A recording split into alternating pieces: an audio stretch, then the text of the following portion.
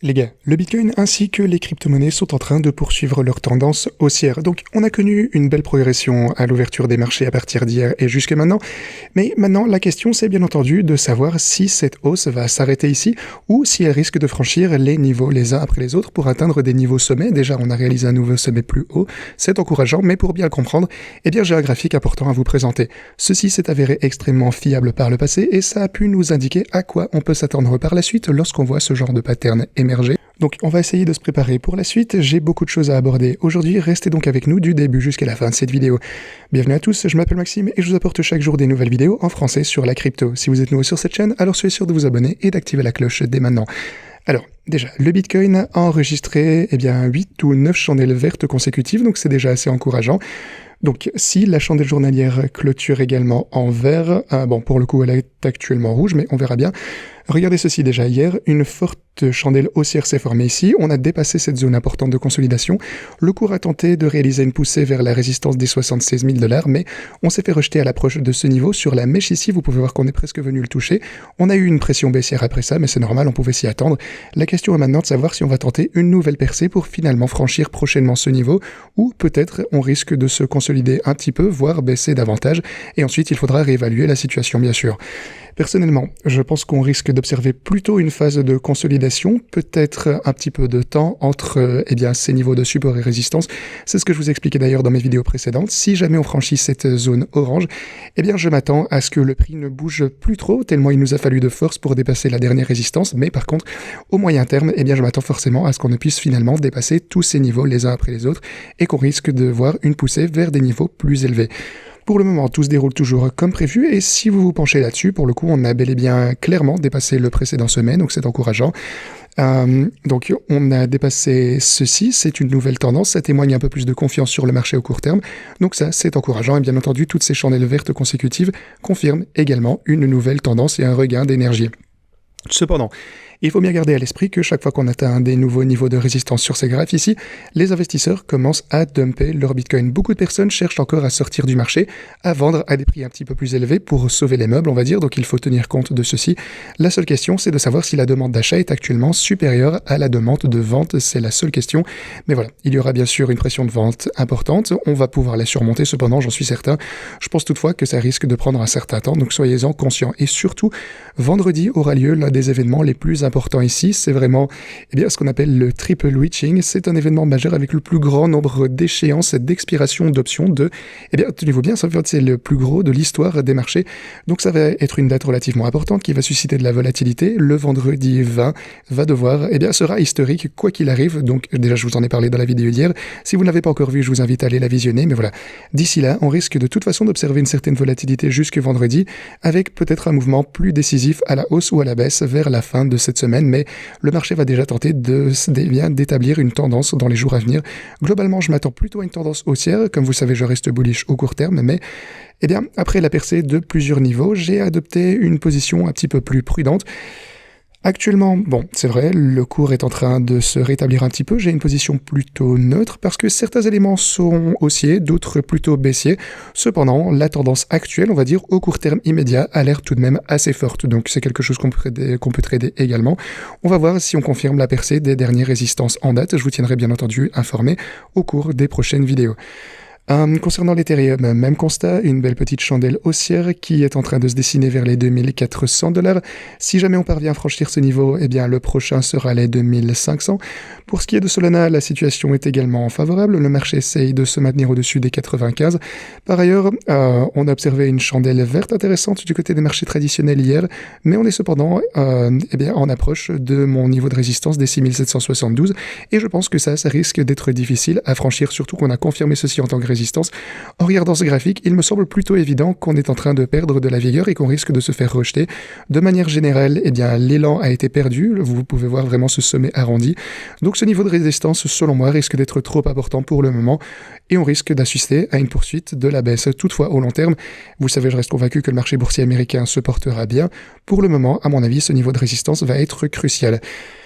Ceci étant dit, du côté du pétrole, eh bien, on a connu pas mal de volatilité au cours de ces derniers temps. On a tout d'abord observé une rechute et puis on a pumpé une fois encore.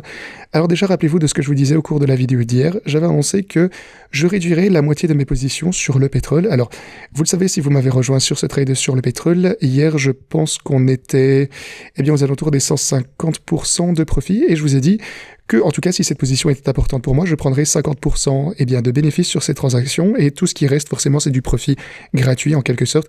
Personnellement, étant donné que cette transaction n'était pas vraiment importante, eh bien, j'ai préféré prendre le risque.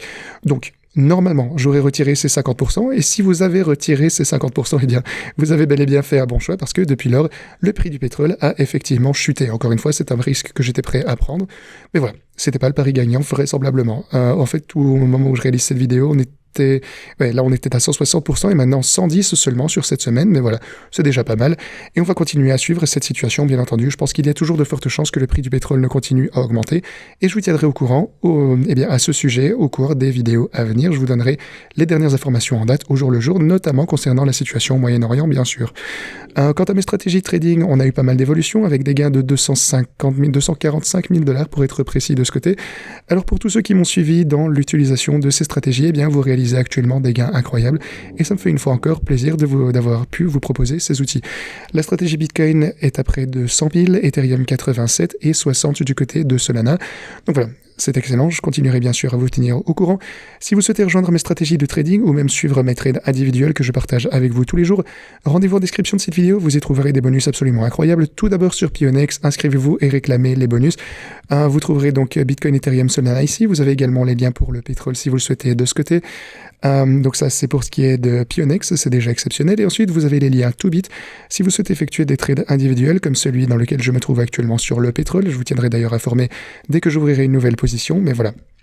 Si vous souhaitez obtenir un bonus de dépôt de 10%, ce qui est juste incroyable, inscrivez-vous via ce lien, déposez des fonds et laissez-le pendant 24 heures sur la plateforme pour réclamer votre bonus, donc proportionnel à 10% du montant de votre dépôt.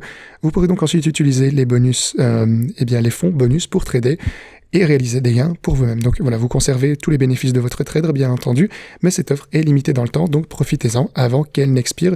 Si vous souhaitez commencer à trader sur une nouvelle plateforme d'échange et profiter de ceci, c'est le moment.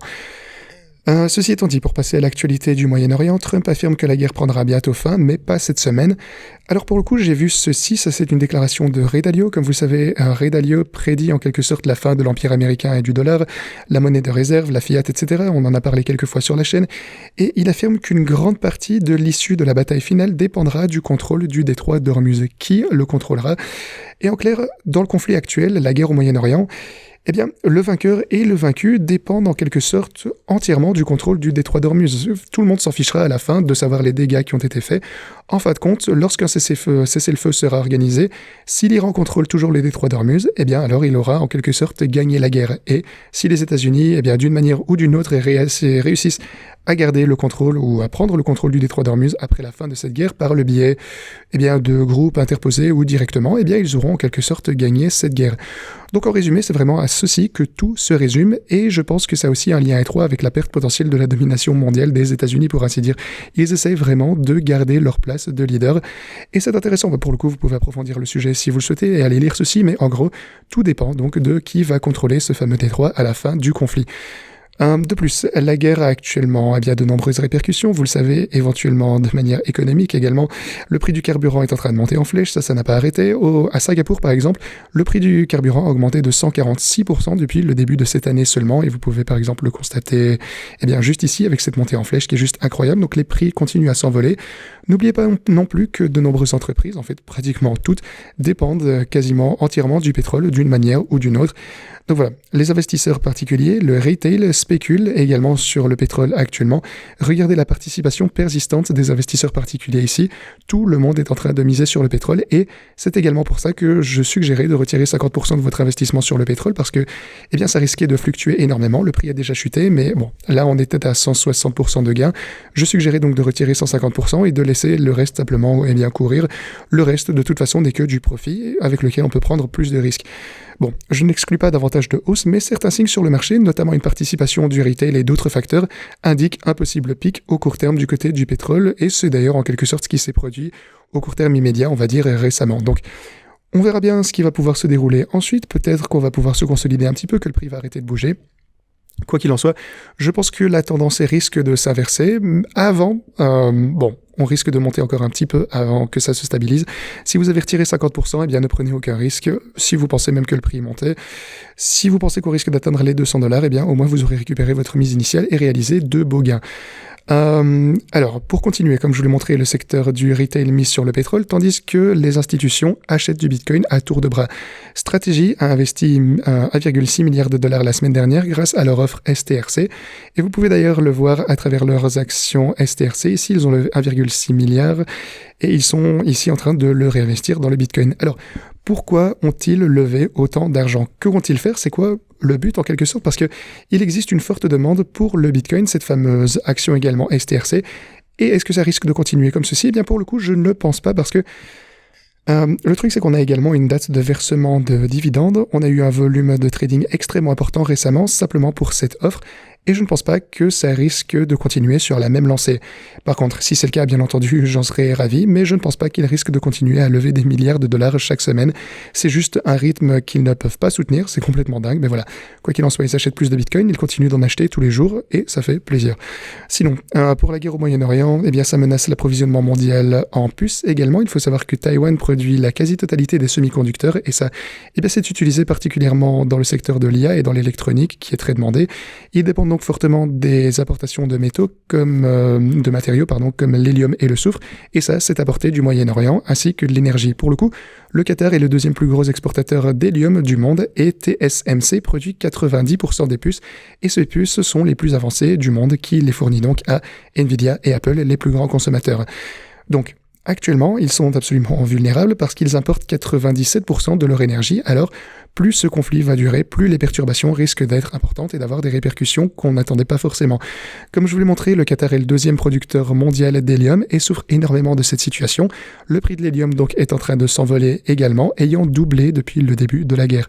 Donc, il s'agit d'une énorme perturbation de la chaîne d'approvisionnement qui forcément ne peut pas durer. Je voulais également par contre vous montrer ceci, parce qu'on en a énormément parlé par le passé.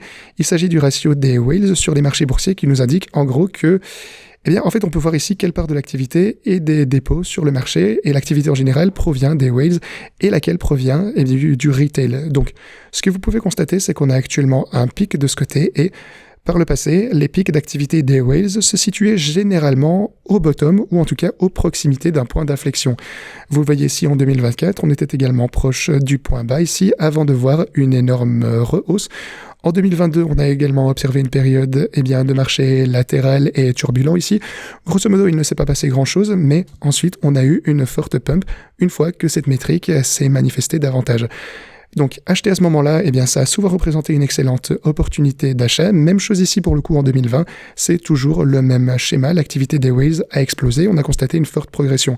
C'est logique, les whales ont tendance à vendre quand les prix sont élevés et acheter quand ils sont bas, c'est pour ça qu'elles sont riches, et donc profiter de ces gains à la hausse, ce qui est donc positif, et on peut en tirer des conclusions. Par ailleurs, au cours des 24 dernières heures, on a enregistré environ 500 millions de dollars de liquidation, principalement de positions short, bien entendu, parce que beaucoup de ces positions qui pariaient à la baisse ont essuyé de lourdes pertes et se sont faites liquider.